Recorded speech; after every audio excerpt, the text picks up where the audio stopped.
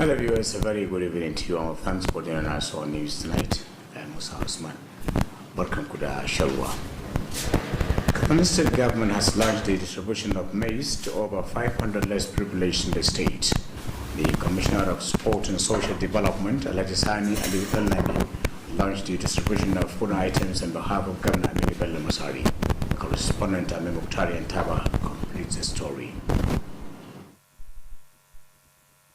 The distribution of the food items followed a directive by Governor Aminu Bello Masari to assist the beneficiaries to conduct the Ramadan fast with relative ease.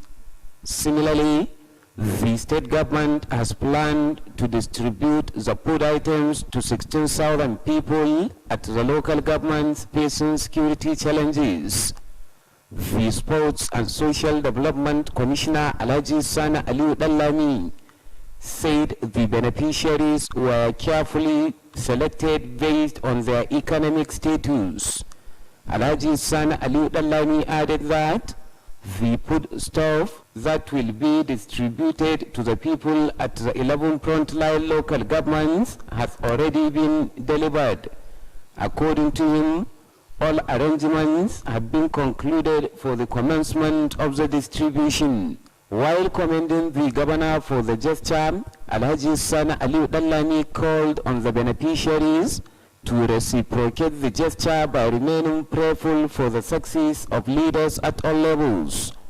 The Sports and Social Development Commissioner also called for more prayers for Allah's intervention on the current security threats facing some parts of the state and the country as a whole. A cross-section of the beneficiaries expressed appreciation to the government for identifying with them. Ahmad Mukhtar Entaba, reporting for Kttv News.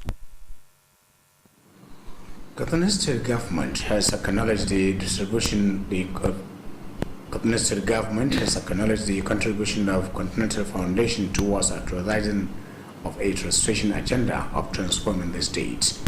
The Secretary to the Government of the state, Alhaji Mustafa Muhammad Inua, stated this while launching the distribution of Ramadan gesture to ABC officials and other stakeholders of the local government area. Correspondent Shahidin Habibu completes the report. The Secretary to the Government of the state, Alhaji Mustafa Muhammad Inua, commended the Chairman of Continental Foundation, Alhaji Salisu Mamman, for initiating various programs at improving the living condition of the electorate. Alhaji Mustafa Muhammad Inua specifically lauded the foresight of the Continental Foundation for the Ramadan gesture and called on other well-to-do to emulate. The Secretary to the Government of the state stressed the need for youth to venture into entrepreneurship programs to become self-reliant for the overall development of the society. Alhaji Mustafa Muhammad Inua called on people to intensify prayers for peace and stability to reign in Katsina State and the country as a whole, as well as to continue supporting government policies and programs for more development. The representative of the state governor, who is also the state APC chairman, Shitu S. Shitu, appreciated the contribution of Continental Foundation towards the development of Rimi local government and the state at large. Shitu S. Shitu noted that the Ramadan gesture is in line with the APC-led administration commitment toward improving the plight of the electorate and appealing for more support in assisting the less privileged. The chairman of the Continental Foundation, Alhaji Salisu Mamman Continental, explained that the Ramadan assistance and feeding program is being initiated to assist people, especially the less privileged, to observe the Ramadan fast with relative ease. Alhaji Salisu Mamman pointed out that the gesture was meant to complement government effort of ensuring sustainable development. The chairman of the foundation spoke extensively on the activities of the foundation in the areas of education, youth and women empowerment, as well as assisting less privileged among others. Alhaji Salisu Mamman Continental commended the state governor Alhaji Aminu Bello Masari for his political will to transform the state, as well as the commitment to improve the living condition of the electorate. A total of 112 bags of maize, 32 bags of millet, 152 cartons of spaghetti, 10 bags of sugar, 5 bags of beans, as well as 650,000 naira money for Ramadan feeding and transportation were distributed to 10 political wards of the area. In their support remarks, The chairman of the occasion, Alhaji Bilyaminu Muhammad Rimi, and the APC chairman of Rimi local government, Alhaji Tanimu Begari, commended the chairman of Continental Foundation, Alhaji Salisu Mamman, for introducing various programs aimed at improving the living condition of people in the area. Shamsuddin Habib reporting for Kttv News. Muslims have been called upon to redouble effort in worshipping the Almighty Allah, especially in this period of Ramadan. The Kttv-based Islamic scholar Sheikh Ahmed Saulawa made the call in an interview with Kttv correspondent Abdullah Salisu. The Islam cleric explained that the Ramadan fast is among the pillars of Islam, hence the need for Muslim faithful to brace off in worshipping Allah during the period. Sheikh Ahmed Saulawa said, the primary goal of Ramadan is to become a better Muslim through the fear of Allah. Sai Allah ce ya ayyuhal ladzina amanu ya ku masu imani kutiba alaikumus siyam an wajabta muku azumi kama kutiba alal ladzina min qablikum kamar yadda aka wajabta shi ga al'ummomin da suka wuce kamin ku me ya sanya la'allakum tattaqun. He spoke extensively on the wisdom behind observing the Ramadan fast. Shi kansu abubuwan da Allah halitta mu a cikin jiki da kai hikimomin da Allah ya sa mu azumi a wannan lokacin saboda ita kanta inda ake aje abincin tana buƙatar hutu, to yin haka zai kawo ma dan adam lahiya cikakka. Idan yayi wannan azumin na wata guda a cikin shekara to zai samu lahiyar shi cikakka. Kuma wani abin da mutane mukan yi yanzu sai mu kai azumi amma kuma sai ya kasance mun yi wani abu wanda azumin bai so. To abin da ake so ga mai azumi wannan abincin da ka ci kashi 3 to in ka kai azumi ka ci kashi 1. The Islam cleric stressed the significance of feeding and assisting the less privileged members of the society, especially during the month of Ramadan. Loma ɗaya in ka ba bawan Allah baka san za ta kai ka ba. Ita kunnara walau bi shaqqit tamra. Ku ji tsoron shiga wuta ko da tsagen dabino ne. Sheikh Ahmed Saulawa appealed to businessmen to look into the possibility of subsidizing the price of the commodities during the months of Ramadan to enable people make their purchases with relative ease. Abdullah Salisu reporting for Kttv News. The Independent National Electoral Commission is set to continue voter registration exercise in Katsina State. The State Resident Electoral Commissioner Alhaji Ibrahim Jibril Darewa confirmed this during the opening of a 2-day workshop organized for electoral officers and their assistants. The workshop was held at the conference hall of the Commission. The 2-day workshop was meant to sensitize the participant on the proposed conversion of voting points to polling unit by the Commission. The workshop was also meant to educate the participant on how to expand voters' access to polling units. The annual commissioner charged the participants to concentrate on what they will be taught for the attainment of the set objectives. He assured the readiness of the commission to continue discharging its mandate based on the constitutional provision. We have more news after the break.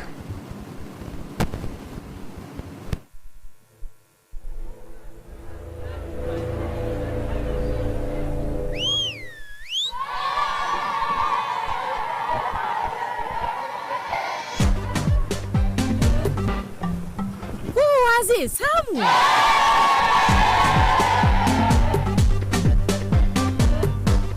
Da dunkule da garin Mr. Chef's ne. Kowace miya abar marmari ce.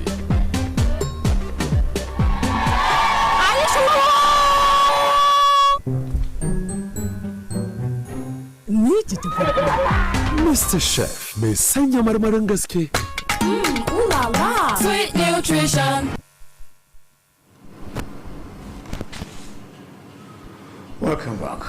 The National Human Rights Network in the state chapter has commended the state chief judge, Justice Musa Alhaji Abubakar, for his effort of decongesting correctional centers in the state. The state chairman of Human Rights Commission, Comrade Abdullah Izmayamada, made the commendation while speaking to newsmen.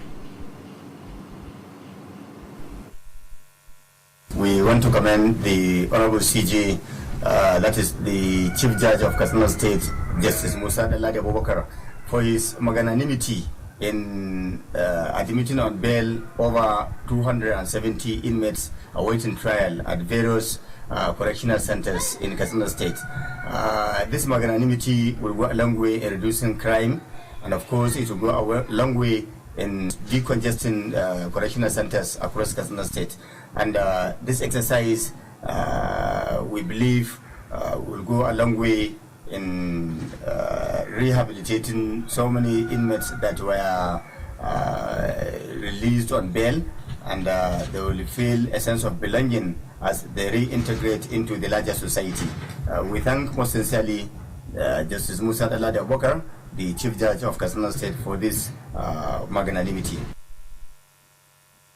Comrade Abdullahi Izima Yamade therefore appeal to people in the state to continue to remain loyal and law-abiding citizens at all times. He reiterated the readiness of Human Rights Commission to continue supporting the judiciary for more successes.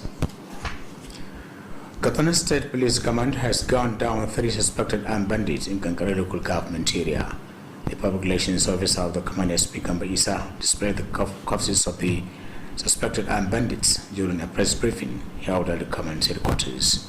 According to SP Gamba Isa, the suspected armed bandits were killed by a team of policemen led by the Kankara local government divisional police officer. According to him, 100 rescue animals were recovered from the suspected armed bandits. Similarly, the command has arrested 2 suspected armed bandits in connection with the recent killing of one Alhaji Muhammad of Jargaba village in Baku local government. This is in addition to the arrest of a suspected arms dealer in possession of over 90 ammunitions. SP Gamba Isa called for more support and cooperation from the public to enable the police effectively discharge their constitutional responsibilities.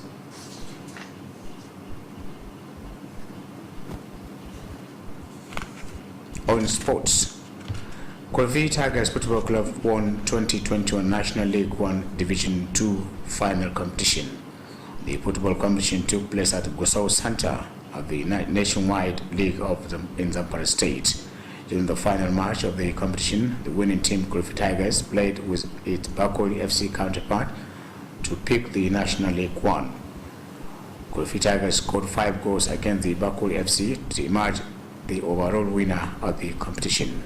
Speaking shortly after the final match, the coach of the victorious team, Murtala Kulfi, commended the players for their sportsmanship and called on them to sustain the tempo.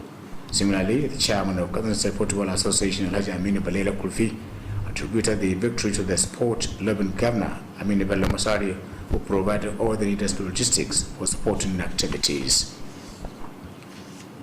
On a side note, Speaker Katsina State House of Assembly Tasu Musa Megari was among the hundreds of sympathizers who attended the funeral prayer of Alhaji Ilyasu Shagumba of Pachigrawa local government. Ali Ilyasu Shagumba was the father of Tukur Ilyasu Shagumba, a member of Katsina State House of Assembly representing the Pachigrawa constituency. Aged 97, late Alhaji Ilyasu Shagumba died this Monday at his residence behind Local Jumat Masjid of all locals Katsina. The speaker described the days as a great loss to the family and the state in general. Alhaji Tasu Musa Megari prayed Allah to grant the soul of the deceased Janatul Firdausi. May his soul rest in peace. Amen. With that, you conclude news tonight from our news desk. Thanks for watching.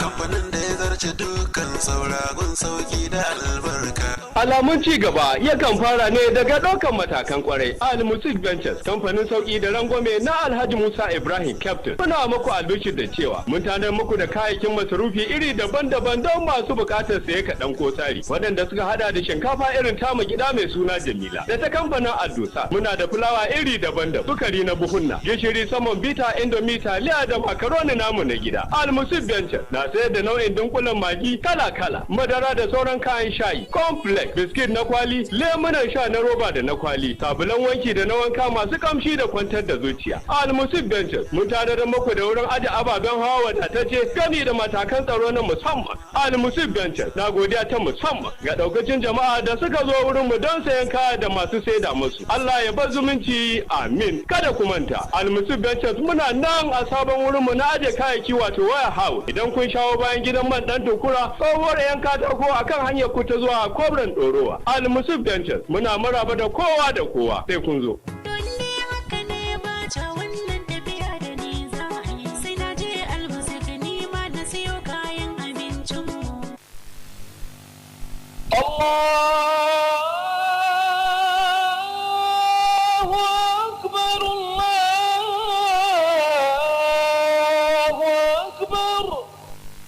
Jama'ar musulmi assalamu alaikum. Kamfanin jiragen Max Air, jagoran jigilar alhazai a kasashen yammacin Afirka, na yi wa al'ummar musulmi barka da shan ruwa. Da fatan Allah ya karbi dukkan ibadar mu ya kuma gafarta mana tare da amsa mana addu'o'in mu amin. Kamfanin jiragen Max Air na bar addu'a ga al'ummar musulmi da Allah ya ƙara kiyaye shi ga dukkan safararsa da ba shi nasara ga aikinsa na jigilar maniyyatan aikin hajji da kuma umra. Allah ya ƙara ɗaukaka kamfanin jiragen Max Air bisa iko da baiwarsa amin. Wannan sako ne daga kamfanin matasa Media Links da ke kofar ƙaura Katsina.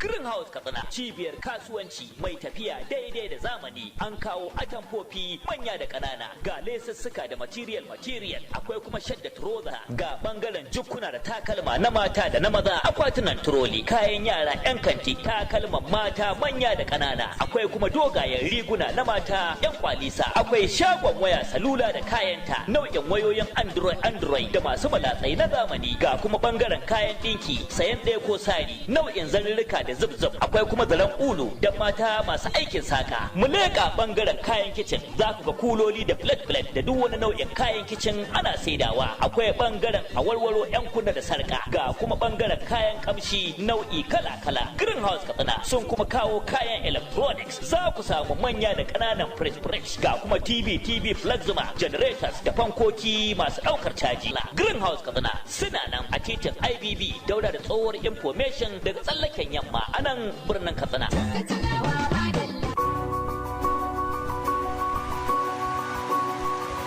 How can we take Katsina to the next 100 years? Katsina to compete with all other states in the Federation and even globally. My name is Ahmad Lal Ahmad. I'm indigenous of Katsina State. Katsina National Talent Hunt Challenge is a good initiative. Congratulations to His Excellency Right Honorable Emilio Bello Masari, the Executive Governor of Katsina State. To jama'a, ga wani ci gaba ya same ku. Ina makaranta a Federal University to Zoma. The first time for him supporting youth. Since when he was a speaker, he has been helping youth. This national on talent will be the first of its kind in the northern part of the country. Sunana Ahmad Lord Ahmad, kuma ni dan jihar Katsina ne. Ina makaranta a Federal University to Zoma. Gaskiya abin da ya ja ra'ayina na zo nan Katsina National Talent Hunt Challenge shine na ji abin national ne, kuma ni ina alfahari da culture namu. Bai kamata a ce wannan abu ya zo mana ba kuma mun bari ya fita ya tafi wani, mu ba za mu bari wannan abu ya bar jihar Katsina ba. Sunana Amina Kabir da Latu, haifarfar 'yan jihar Katsina. To jama'a, ga wani ci gaba ya same mu wanda ne girma gwamnan ya kawo mana na ci gaban matasa, 'yan mata da samari, wato Katsina National Talent Hunt Challenge, wannan dama ce Allah ya kawo mana har gida jihar Katsina, wanda kowanne matashi kuma matashiya za ta iya gwada basirarta da fasaharta na zane. Insha Allah har Allah ya sa ta dace ta kai ga inda baka yi tunani ba ko inda bai yi tunanin zai kai ba. Sau da yawa irin wa'annan abubuwan muna ganin su ne a kasashen waje da, to yanzu dama ta same mu, Allah ya kawo mana ci gaba har cikin gida, gwamnati ya kawo mana wannan ci gaba. Sunana Marwat Kabir Dallatu. Katsina National Talent Hunt Talent wani gasa ne na kirkira da jihar Katsina ta bada.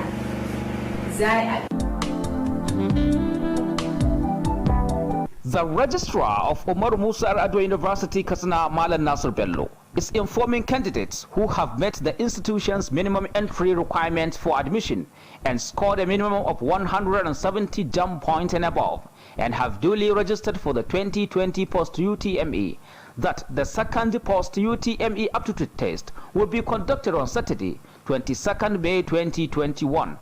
Candidates who have registered for the aptitude but have missed the first test are now eligible to participate in the upcoming second test.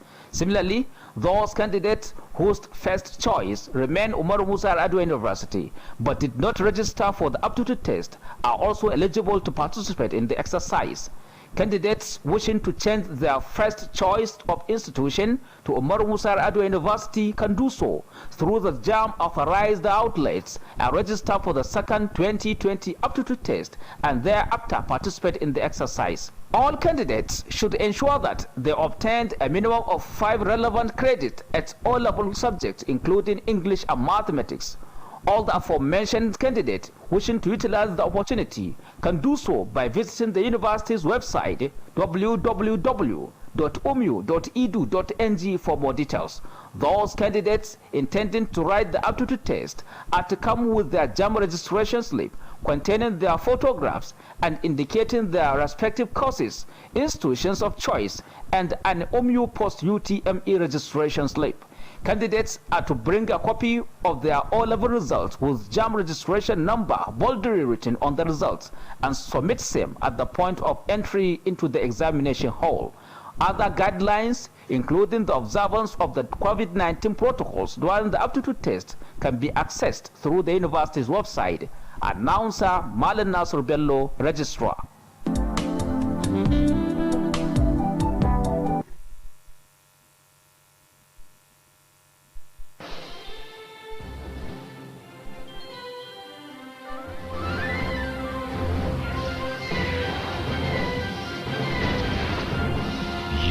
Watching Kttv, Katsina State Television. Bismillah ar-Rahman ar-Rahim. Al-Haqqa Mal-Haqqa Wa ma adraka Mal-Haqqa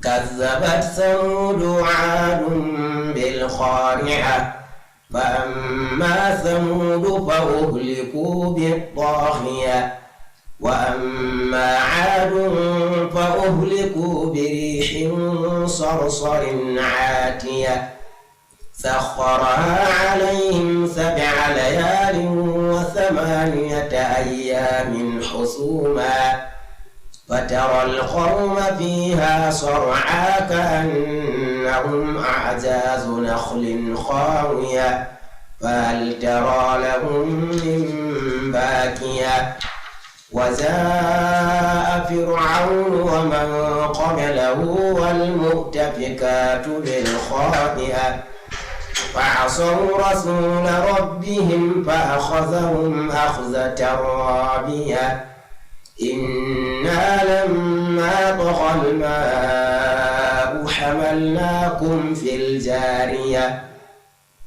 لنجعلها لكم تذكرة وتعيها أذن واعية فإذا نفخ في الصور نفخة واحدة وحملت الأرض والجبال فدكتا دكة واحدة فيومئذ وقعت الواقعة وانشقت السماء فهي يومئذ واهية والملك على أرجائها ويحمل عرش ربك فوقهم يومئذ ثمانية يومئذ تعرضون لا تخفى منكم خافية فأما من أوتي كتابه بيمينه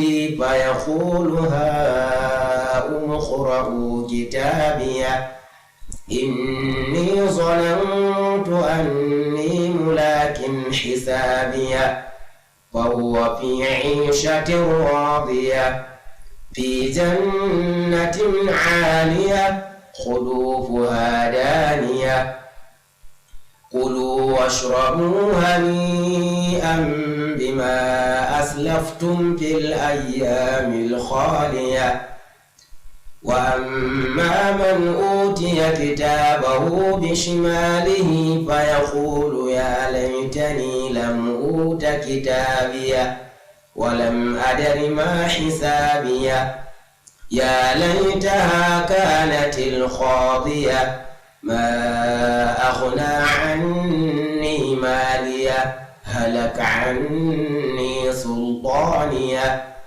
خذوه فغلوه ثم الجحيم صلوه ثم في سلسلة ذرعها 70 ذراعا فاسلكوه إنه كان لا يؤمن بالله العظيم ولا يحض على طعام المسكين فليس له اليوم هاهنا حميم ولا طعام إلا من خسلين لا يأكله إلا الخاطئون فلا أقسم بما تبصرون وما لا تبصرون إنه لقول رسول كريم وما هو بقول شاعر قليلا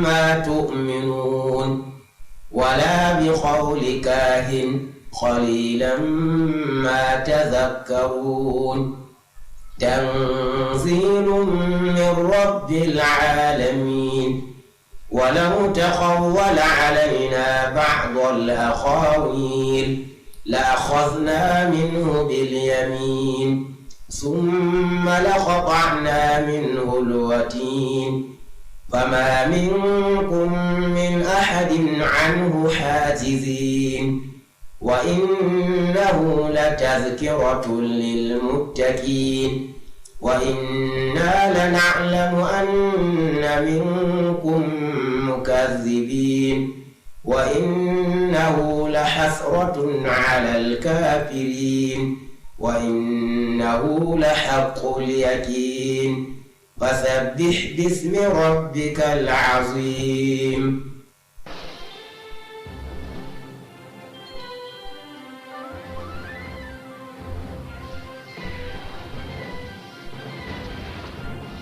You are watching Kttv, Katsina State Television.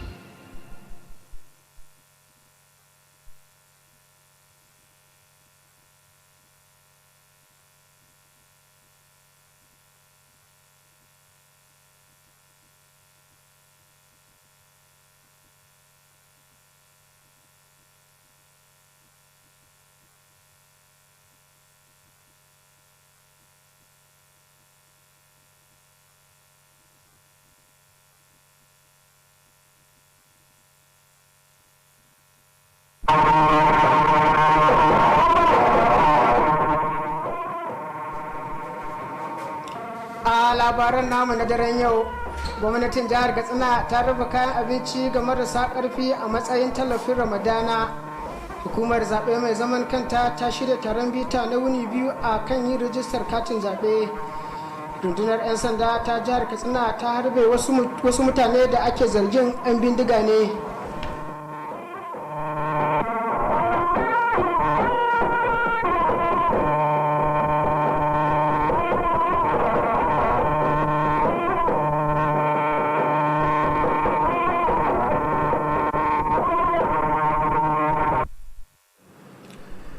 jama'a masu kallon a daidai wannan lokaci barkamu da sharuwa ga kuma fassara labarin namu a cikin harshen Hausa wanda ni Muhammad Rabi'u Gafai zan karanto. Gwamnatin jihar Katsina ta kaddamar da rabar masara sama da buhu 500 ga marasa karfi a jihar nan. Kwamishinan wasanni da walwalar al'umma Alhaji Sani Aliyu Dallami shine ya kaddamar da rabar kayan a madadin gwamna Aminu Bello Masari. Wakilinmu Ahmad Mukutar Taba na dauke da cigaban rahoton. A rarraba wannan kayan abinci ya biyo bayan umarni da gwamna Aminu Bello Masari ya bayar domin taimaka waɗanda suka amfanan su gudanar da azumin watan Ramadan a cikin sawaba. Haka zalika gwamnatin jiha ta ƙuduri niyyar rarraba kayayyakin abincin ga mutane 16,000 a ƙananan hukumomi da suke fuskantar matsalolin tsaro a jihar nan. Kwamishinan wasannin da walwalar jama'a Alhaji Sani Aliyu Dallami ya bayyana cewa waɗanda suka amfanan an zaɓo su ne bisa ga lura da yanayin tattalin arzikinsu. Alhaji Sani Aliyu Dallami ya ƙara da cewa kayayyakin abincin da za a rarraba a ƙananan hukumomi 11 da ke fuskantar matsalar tsaro tuni aka fara kai su kuma an kammala dukkanin shirye-shirye domin fara rarraba kayayyakin. A sa'ilin da yake yaba wa gwamna Aminu Masari a kan bayar da tallafin, Alhaji Sani Aliyu Dallami ya yi kira ga waɗanda suka amfana a kan su sakawa karamcin ta hanyar kasancewa masu addu'a domin samun nasarar shugabanni a dukkanin matakai. Kwamishinan harkokin wasannin da walwalar jama'a ya kuma yi kira ga jama'a akan bukatar da ke akwai na ci gaba da ƙarin addu'o'i akan Allah subhanahu wata'ala ya kawo ɗauki ga matsalar tsaro da ke addabar wasu sassan jihar nan da ma ƙasa baki ɗaya. Wasu daga cikin waɗanda suka amfana sun bayyana jin daɗin su ga gwamnati akan kula da ta yi da rayuwarsu. Ƙarshen rahoton kenan. Ahmad Muktar Taba. Gwamnatin jihar Katsina ta yaba da gudunmuwar da gidauniyar Continental ke badawa wajen tabbatar da kudurin gwamnati mai ci yanzu a domin ci gaban jihar nan. Sakataren gwamnatin jihar Katsina Alhaji Mustapha Muhammad Inuwa ya bayyana haka a lokacin kaddamar da rabin kayan azumi ga shugabannin jam'iyyar APC da sauran masu ruwa da tsaki a karamar hukumar Rimi. Shakilinmu Shamsuddin Habib na ɗauke da ci gaban rahoton. Sakataren gwamnatin jihar Katsina ya gode mai shugaban wannan gidauniya ta Continental bisa ga kokarin da yake na tallafa ma al'umma musamman da ke na manufar inganta rayuwar al'umma a fadin jihar nan. Alhaji Mustapha Muhammad Inuwa musamman ya kuma gode ma hangen nesan wannan cibiya ta Continental akan wannan karamci na tallafa ma al'umma domin samun sukunin gudanar da watan azumin watan Ramadana cikin sauki, inda ya kira ga sauran masu hannu da shi koyi da wannan shugaban wannan gidauniya ta Continental Foundation. Sakataren gwamnatin jihar Katsina kuma jaddada bukatar ki akwai na matasa da tsindiman cikin harkokin sana'o'i domin su zama masu dogaro da kansu domin ci gaban al'umma baki daya. Alhaji Mustapha Muhammad Inuwa ya kuma kira ga al'umma da su zage damce tare da yin addu'o'i domin samun ɗaya zaman lafiya da lumana a nan jihar Katsina da ma kasa baki daya, tare da ci gaba da goyon bayan dukkanin shirye-shirye da tsare-tsaren gwamnati domin ƙara samun ci gaba. Shi ma wakilin gwamnan jihar Katsina da kuma shine shugaban jami'ar APC na jihar Alhaji Shitu ya ba da irin gudunmuwar da wannan gidauniya ta Continental take bada ga ci gaban karamar hukumar Rimi da ma jihar Katsina baki daya. Alhaji Shitu ya bayyana cewa wannan karamci na azumin wata Ramadana da wannan cibiya ta gudanar ya daidai da kokarin gwamnatin jam'iyyar APC da ke da manufar inganta rayuwar al'umma, inda ya kira ƙara kaimi ga ɗaukacin al'umma domin tallafa ma masu karamin karfiya domin samun sukunin gudanar da azumin wata Ramadana cikin sauki. Shugaban wannan gidauniya ta Continental Alhaji Salisu Mamman ya bayyana cewa wannan tallafi na wata Ramadana da kuma tallafi na cewa ana gudanar da shi ne a kowace shekara da manufar tallafa ma al'umma musamman marasa karfi domin samun sukunin gudanar da azumin wata Ramadana a cikin sauki. Alhaji Salisu Mamman ya bayyana cewa wannan karamci na da manufar tallafa ma kokarin gwamnatin jihar Katsina domin samun dawwammamin ci gaba a cikin al'umma. Shugaban wannan gidauniya ya magana mai tsawo akan yawan ayyukan da wannan gidauniya take da suka haɗa da fannin ilimi da tallafawa mata da tallafawa matasa gami da tallafawa marasa karfi da dai sauransu. Allah Salisu Mamman sai ya gode ma gwamnan jihar Katsina Alhaji Aminu Bello Masari bisa ga irin kokarin da yake na kawo dawwammamin ci gaba nan jihar Katsina da kuma irin zage damce ni tabbatar da inganta rayuwar al'umma a fadin jihar nan. Adadin buhun nan masara guda 112 ne aka bayar, yayin da aka bada buhun gero guda 32 gami da katan ɗin taliyar spaghetti katan 152 da kuma buhun nan 10 na suga da buhu 5 na wake gami da kudade naira 650 da aka bada domin gudanar da harkokin cewa na watan azumi watan ramadana da kuma kudin da za a dauki wannan kaya zuwa daukacin mazabu goma da ke a karamar hukumar ta Rimi. A jawabansu daban-daban shugaban wannan taro Alhaji Bilaminu Muhammad Rimi da kuma shugaban jami'ar APC na karamar hukumar ta Rimi Alhaji Tanimu Mai Gari suka gode mai shugaban wannan gidauniya ta Continental Alhaji Salisu Mamman bisa ga kirkiro da shirye-shirye dama da suke da manufar inganta rayuwar al'umma karamar hukumar ta Rimi da ma jihar Katsina baki da. Karshen rahoton kenan Shamsuddin Abiyu. Kira ga musulmi da su ƙara ƙaimi wajen bautar Allah subhanahu wa ta'ala musamman a lokacin azumin watan Ramadana. Wani malamin addinin Islama a Katsina Sheikh Ahmad Saulawa yi wannan kira a lokacin wata zantawarsu da wakilinmu na Kttv Abdulaziz Salisu ga kuma rahoton da ya haɗa mana. Malamin na addinin Musulunci ya bayyana cewa azumin watan Ramadana na daga cikin shika-shikan musulunci, don haka akwai buƙatar musulmi da su ƙara ƙaimi wajen bautar Allah a cikin wannan wata mai alfarma. Sheikh Ahmad Taulawa ya ce makasudin yin azumin watan Ramadana shine bunƙasa halayya ta gari ta hanyar jin tsoron Allah. Sai Allah ce ya ayyuhal ladzina amanu, ya ku masu imani, kutiba alaikumus siyamu, an wajabta muku azumi kama kutiba alal ladzina min qablikum, kamar yadda aka wajabta shi ga al'ummomin da suka wuce kamin ku. Me ya sanya? La'allakum tattaqun. Babban jigo da kai abubuwa fa'idoji da yawa, amma tsoron Allah shine gaba. Yayi bayani mai tsawo akan hikimar da ke tattare da azumtar watan na Ramadana. Shi kansu abubuwan da Allah halitta mu a cikin jiki, da kai hikimomin da Allah ya sa mu azumi a wannan lokacin. Saboda ita kanta inda ake aje abincin tana buƙatar hutu, su kansu haƙora masu tamna abinci suna buƙatar hutu, shi kan shi makoshi mai hada abinci yana buƙatar hutu, su kansu ainihin yan ciki abinan hanji wanda abincin ke sakuletin ya kai ya kawo su ma suna buƙatar hutu, shi kan shi abin da ke tace abincin ya hidda wannan ya maida jini, ya maida wannan hitsari, ya maida wannan bayan gida, ya maida wannan kaza, ya maida wannan kaza, shi ma kan shi yana buƙatar hutu. To yin haka zai kawo ma dan adam lahiya cikakka. Idan yi wannan azumin na wata guda a cikin shekara to zai samu lahiyar shi cikakka. Kuma wani abin da mutane mukan yi yanzu sai mu kai azumi amma kuma sai ya kasance mun yi wani abu wanda azumin bai so. Sai abin da zaka ci da sahi da kaza wanda zaka ci da rana wanda zaka ci da dare ka haɗe gaba ɗaya wurin buɗe baki sai ka ce dai ka sa cikin ka wannan abin. To abin da ake so ga mai azumi, wannan abincin da ka ci kashi 3 to in ka kai azumi ka ci kashi 1. Malamin na addinin Islama ya bayyana ciyarwa da kuma taimako ga marasa ƙarfi a cikin al'umma musamman a cikin wannan wata na Ramadana. Loma ɗaya in ka ba bawan Allah baka san za ta kai ka ba. Ita kunnara walau bi shaqqi tamra. Ku ji tsoron shiga wuta ko da tsagen dabino ne. Wannan hadisi da fuska biyu. In ma ka ji tsoron shiga wuta dan ka ci dabino na haram. In ma ka ji tsoron shiga wuta dan ka bayar da dabino na halal, Allah ku fitar da kai daga barin wuta. To haka ashe ciyar wannan yanzu kuma ake da bukatar ta, dan Allah kadai ya san wanda za su tashi ba su da abin da za su yi sahur, ba su da abin da za su yi buɗe baki. Ba dole mai kuɗi ba, dan wannan muna wannan kuskuren. Su sahabbai ba mai kuɗi ke taimako ba, tun mai iko yana taimakawa. Sheikh Ahmad Saulawa ya yi kira ga 'yan kasuwa da su rage farashin kayan masarufi domin sauƙaƙa wa al'umma don samun rahama a cikin wannan wata na azumi. Ƙarshen rahoton kenan Abdulaziz Salisu. Hukumar zaɓe mai zaman kanta za ta ci gaba da yin rijistar katin zaɓe. Jami'in hukumar mai kula da Katsina Alhaji Ibrahim Jibril Zare wani ya bayyana haka a lokacin wani taron bita da aka shirya ma ma'aikatan zaɓe da mataimakansu.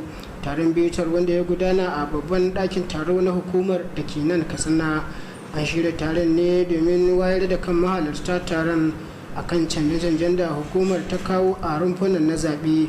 Haka zalika taron bitar ya tattauna akan batutuwan da suka shafi sanar da mahalarta taron, batutuwan da suka shafi rumfunan zaɓen domin gudanar da zaɓe a cikin lumana. Kwamishinan hukumar ya kuma yi kira ga mahalarta taron da su mai da hankali akan abin da ake koyar da su domin kwalliya ta biya kuɗin sabuli. Ya kuma sha alwashin hukumar za ta ci gaba da gudanar da ayyukanta kamar yadda hukumar doka ta tsara mata. yanzu kuma za mu leƙa sashenmu na tallace-tallace domin ganin abin da suke ɗauke da shi.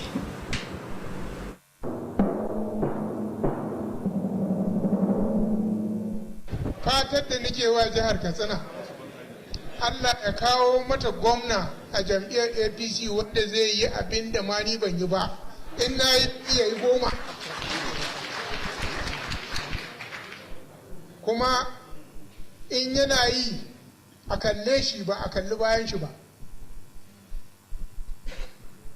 domin yana yin abin da ya yi abin da ya gada. Ni abin da ke so kenan.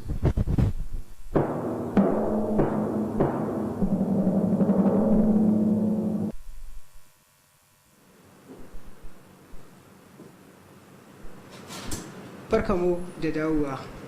Hukumar kare haƙƙin bil'adama ta Human Rights Network da ke nan Katsina ta yaba ma babban jojin jihar nan mai shari'a Musa Ɗanladi Abubakar akan ƙoƙarinsa na rage cinkoso a gidajen yari. Shugaban ƙungiyar Comrade Abdullahi Izuma ya ne ya bayyana haka a lokacin zantawarsa da manema labarai.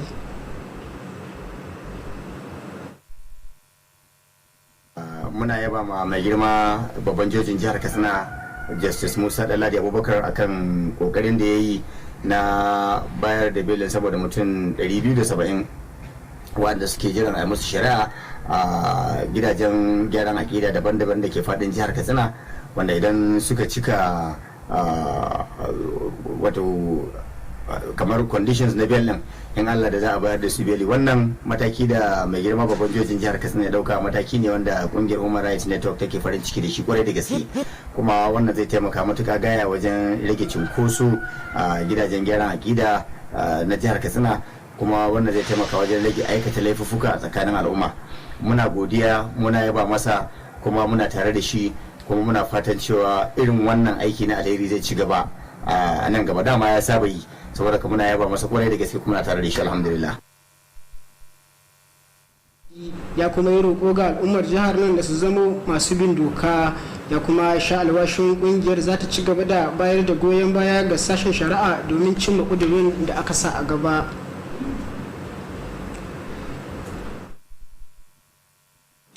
Rundunar 'yan sanda ta jihar Katsina ta samu nasarar harbe wasu mutum 3 da ake zargin 'yan bindiga ne a karamar hukumar Kankara. Kakakin rundunar 'yan sandan SP Gamba Isa ne ya bayyana gawawwakin waɗanda ake zargin ga manema labarai a shelikwatar su da ke nan Katsina. Ya ƙara da cewa waɗanda ake zargin an samu nasarar harbe su ne ta hanyar jami'an hukumar da ke karamar hukumar Kankara. Kakakin rundunar ya bayyana cewa 'yan bindigan da ake zargi an samu karɓo shanu guda 100 daga hannunsu. Haka zalika rundunar 'yan sandan ta jihar Katsina ta samu nasarar cafke wasu mutum 2 da ake zargin suna da sa hannu a kisan Alhaji Muhammad da ke ƙauyen Jargaba a ƙaramar hukumar Bakori, game da cafke wani mutum da ake zargin mai safarar makamai ne da aka kama da alburushi kimanin guda 90. Kakakin rundunar ya kuma yi kira ga al'umma su zama masu ba da goyon baya da haɗin kai ga jami'an tsaro domin kwalliya ta biya kuɗin sabulu. A ɓangaren wasanni kuwa ƙungiyar ƙwallon ƙafa ta Kurfi Tigers ta yi nasarar da ciwo kofin gasar ƙwallon ƙafa na ƙasa karo na 2. Gasar ƙwallon ƙafan wadda ta gudana a filin wasa da ke Zamfara. Lokacin buga wasan na ƙarshe, ƙungiyar ƙwallon kafa ta Kurfi Tigers ta samu nasarar doke takwararsa ta Bakori da ci 5-0. Jim kaɗan bayan kammala wasan, mai horar da ƙungiyar ƙwallon kafa ta Kurfi Tigers Murtala Kurfi ya yaba ma jajircewa ta 'yan wasan, tare da yin kira gare su da su ɗore da hakan. Haka kuma shugaban hukumar ƙwallon kafa ta jihar Katsina Alhaji Aminu Balela Kurfi ɗan Arewa ya alakanta nasarar da kaunar da gwamna Aminu Bello Masari ke baiwa harkokin wasanni domin ci gaban su baki daya.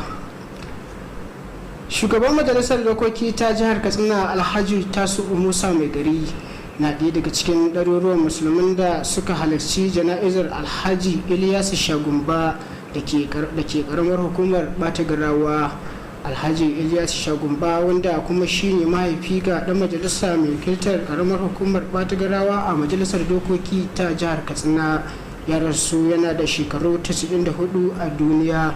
Shugaban majalisar ya kuma bayyana rasuwar mamacin a matsayin wani babban rashi ba ga ahalinsa ba har ma da al'ummar jihar nan baki daya. An yi jana'izar dai kamar yadda addinin islama ya tanadar. Alhaji Tasu Musa mai gari ya yi addu'a akan Allah shi gafarta masa shi kuma kyauta namu zuwan amin. Da kuma wani rahoton ne muka kawo ƙarshen labarin namu na wannan dare. Ni Muhammad Rabiu Gafe nake cewa mu kwana lafiya.